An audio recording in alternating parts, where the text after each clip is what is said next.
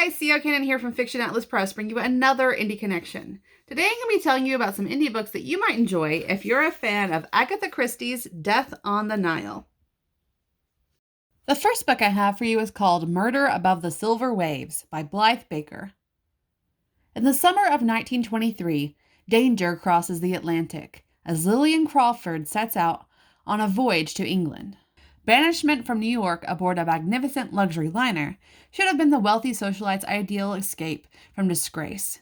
But everything changes when a moonlit stroll leaves Lillian the only witness to a shocking murder. Could a hot-tempered American billionaire be behind the killing? Or perhaps a certain handsome, blind pianist who guards a secret? And what does the victim's bitter wife have to hide? Determined to answer questions no one is asking, Lillian enlists the aid of her twin brother Felix, as often as she can drag him away from the card tables. The Crawford siblings' idyllic voyage becomes a fight for their lives as they race to uncover the identity of a killer before they become the next victims. The second book I have for you is called Murder in the Air by Emily Organ. Is airship travel safe? Not if there's a killer on board.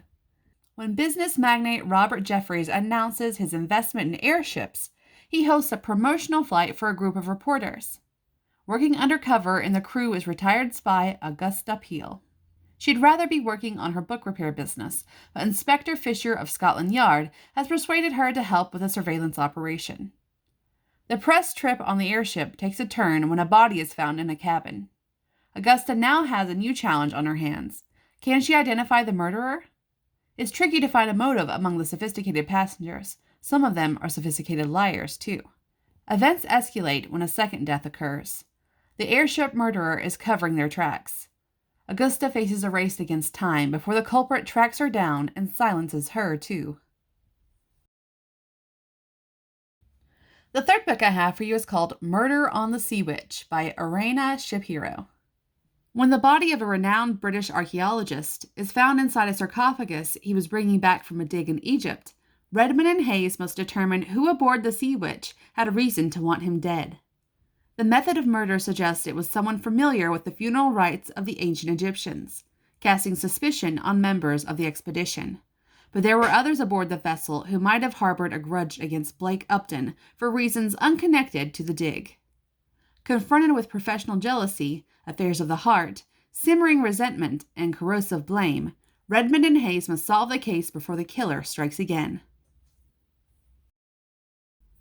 And the last book I have for you is called The Man by the Sea by Jack Benton.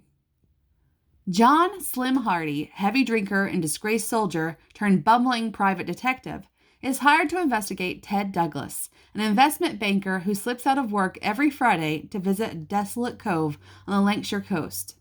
There, he walks to the shore, opens an old book, and begins to read aloud. His wife thinks he's having an affair. Slim thinks he's insane. The truth is more incredible than either could imagine. Okay, that's all for me this week. I'll see you next week on Indie Connection. Bye.